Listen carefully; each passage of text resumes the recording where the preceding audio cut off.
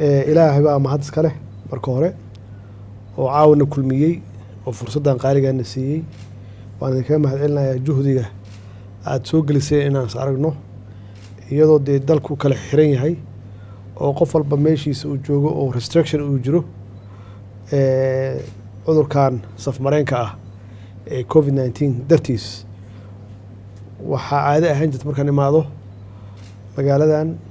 quruxda badan inaan dadka Soomaaliyeed jaaliyadda Soomaaliyeed aan la kulmo oo aad u fara badan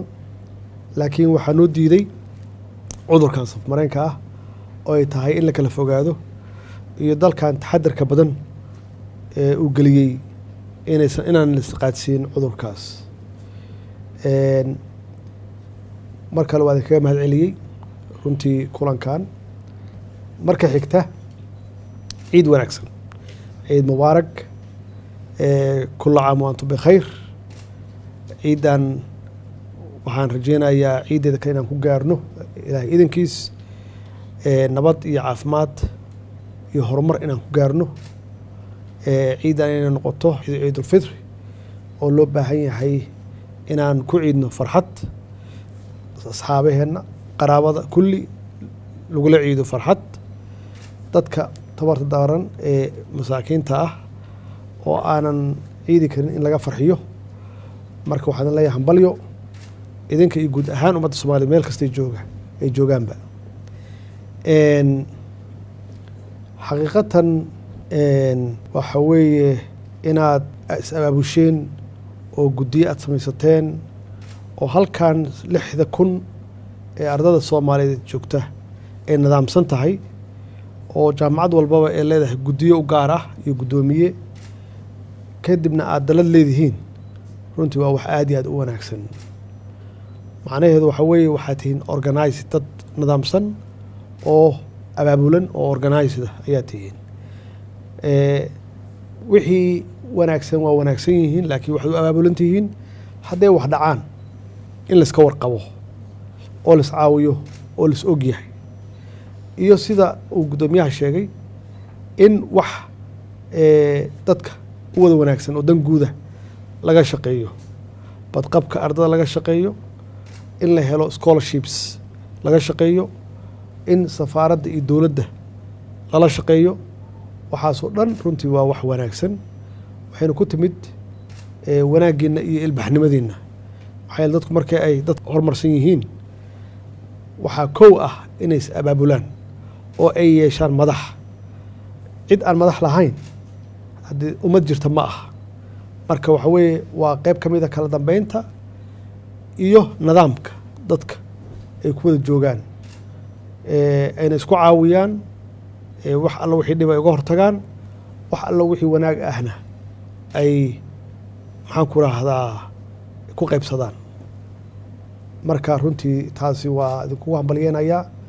inaad saan u nidaamsantihiin aad u habaysantihiin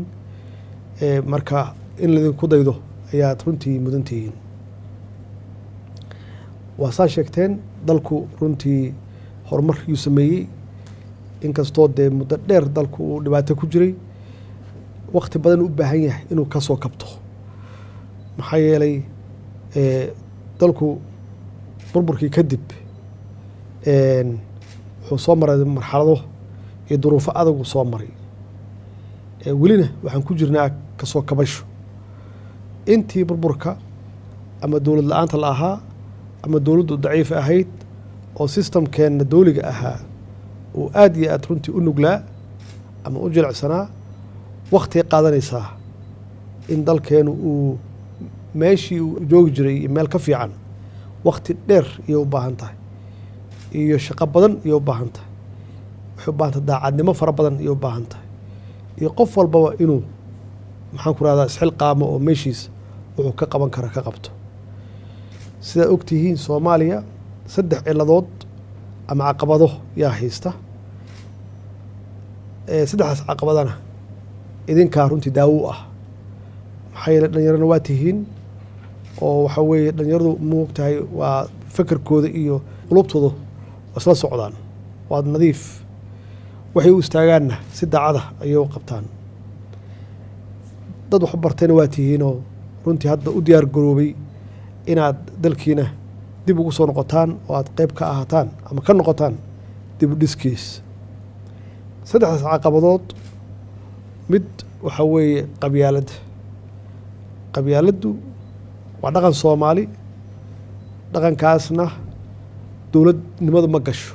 isma galaan, qarannimadana iska dah waaba ka fog tahayba, maxaa yeelay waa wax totally aan isdhex gelin karin. dadka aaminsan in laisku dhexayn karo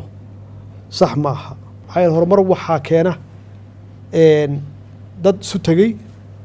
oo dan guud ay ka dhexayso yaa waxay ka wada hadlaan maxaa sanadkaa noo qabsoomay, sanadka soo socda maxaan qabsanaa. marka dhaqanka qabiilku saas ma aha. dhaqanka qabiilku waxa weeye waa dhaqan markaas wax ka qabta xaaladda markaas jirta, mustaqbal, abaaro soo socda iyo horumar iyo jidad la dhiso iyo iskuullo shaqo kuma laha. wuxuu ka arrimiyaa arrin markaas taagan, dhib taagan yuu ka arrimiyaa. laakiin dowladnimada iyo stateku waxa weeye waa wax mustaqbal iyo dhaxal reeb ah yuu ka shaqeeyaa, iyo la tartan ummado kale oo adduunka kugala nool. marka waxaa aruurinaysaa marka qof walba qofku aqoon badan yahay idinkoo kale, qof walba qofku ka karti badan yahay, iyadoon loo fiirinayn cidduu yahay aan loo fiirinayn. maxaa yeele waa ummad isu tagtay oo goosatay inay yeelato qaynuun iyo nidaam iyo dastuur, kuna heshiiyey inay wada noolaadaan oo ay noqdaan nation state ay noqdaan, lana tartamaya caalamka dowlado kale oo iyagoo kale la tartamaya. marka in aan ka tagno, haddii aan ka hadlayno qarannimo, dowladnimo aan ka hadlayno, waa inaan ka tagno dhaqanka qabiilka. sax ma aha. wax badan yuu dowladnimada ka hadlaya, waana soo aragnay, mana aha inaan dib ugu noqono, ma aha. tan labaad ciladaha jira waxay tahay corruptionku lacag laxada keliya ma aha. waxa weye qof aan u qalmin jegada, aan aqoonteeda lahayn, oo hadda idinka 10 sana laga yaaba inaad iskuulla dhiganaysaan, aan loo fiirin qofka aqoontiisa, aan loo fiirin qofka wuxuu soo bartay kusoo takhasusay, aan loo fiirin qofka kartidiisa, aan imtixaan laga qaadin, yaa wax lagu geenayaa si kale oo aan la garanayn, oo ay qabiilka ka mid tahay, saaxiibtinimo gaaray ka mid tahay, qof jeclaysi ay ka mid tahay. qofkaasi marka wax inuu hadlaya maahe, waxba kuma soo kordhinayo hay-adda loo dhiibo, mana ka shaqeynayo horumarka hay-adda. maxaa yeele ma yaqaan hawsha loo dhiibay, isna waa lagu cadaabay oo shaqadii ma yaqaano, hay-addiina waa ku cadaabanta oo nin hay-addii ka shaqeyn kara ma aha. marka waxaa ku xigta hay-addii inay collapse garowdo, marka isna wuxuu keenayaa kuwa kasii daran, marka isna wuxuu keenayaa kuwa kasii yaab badan. marka meesha dhan marka waxay noqonaysaa meel la sugaayo burburkeeda iyo inay dunto la sugaayo, intay ahaan lahayd meel horumar iyo maalin walba in wax lagu daro oo la dhiso laga shaqeeyo. marka iyo xilka la hayo oo si xun loo isticmaalayo, ama si shaksiya ah loo adeegsanayo, ama si family ah loogu tagrifanayo. haddii ay tahay, hadday jirto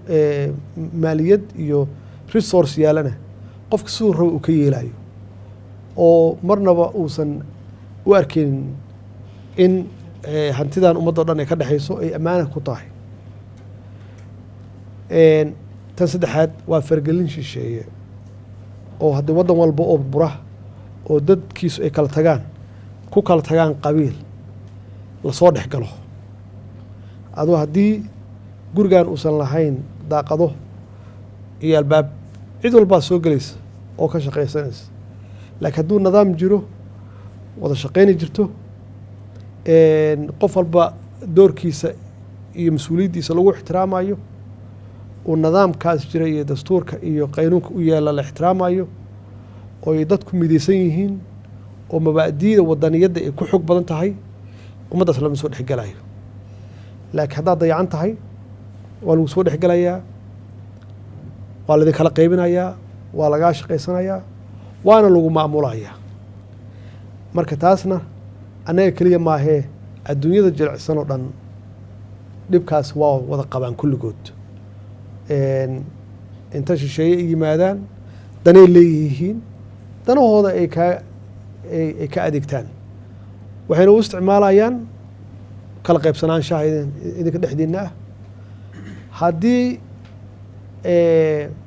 cudurrada annagu aan qabno oo ah qabiilkana maba kusii jirtaba marka idinkaa la rabaa inaad daaweysaan saddexdaas arrimood jidkeediina waad ku jirtaan aqoonteediina waa maalin walba waa helaysaan inta kalena inaad u gudbisaan haddii la rabo dalkan Soomaaliya inuu istaago oo uu shaqeeyo oo caalamka la tartamo wuxuu u baahan yahay saddexdaas arrimood dad ku baraarugsan oo la dagaalama oo iska ilaaliya ka shaqeeya midnimada oo koow ah xoojiya wadaniyadda dowladnimada ilaashada oo u gudba dowlad wanaag wax alla wixii musuqmaasuqa cadaalad darro iyo wax alla wixii dowladnimada haleynaya in la ilaaliyo shisheeyahana ixtiraam iyo wada shaqayn oo mutual ah ay jirto macnaheedu danay leeyihiin idinkuna danaa leedihiin danahaas la isku soo dhaweeyo la kala faa'iideysto laakiin adigu inaan lagaa faa'iideysan taasna waxay imaanaysaa inaad adag tahay waxay imaanaysaa inaad aqoon leedahay oo aqoontaadu ay gaarsiisan tahay qofkaas ajnabiga kuu imaanaya wax uu kuu keenayo ma wax kuu dan ahaa mise waa wuxuu kuu danaysanayo marka intaasoo dhan iyo in ka badan oo intaas hoos yimaadaan yaa idin hor yaalla markii aad tacliintiina dhammaysataan oo aad dalkii timaadaan ama private sectorka u shaqeeya ama dowladda u shaqeeya marka runtii waa mahadsantihiin allah hawshin idiin fududeeyo sharafka dalkiina iyo sharafkiina ilaashada qof walba halkan fadhiya waa safiir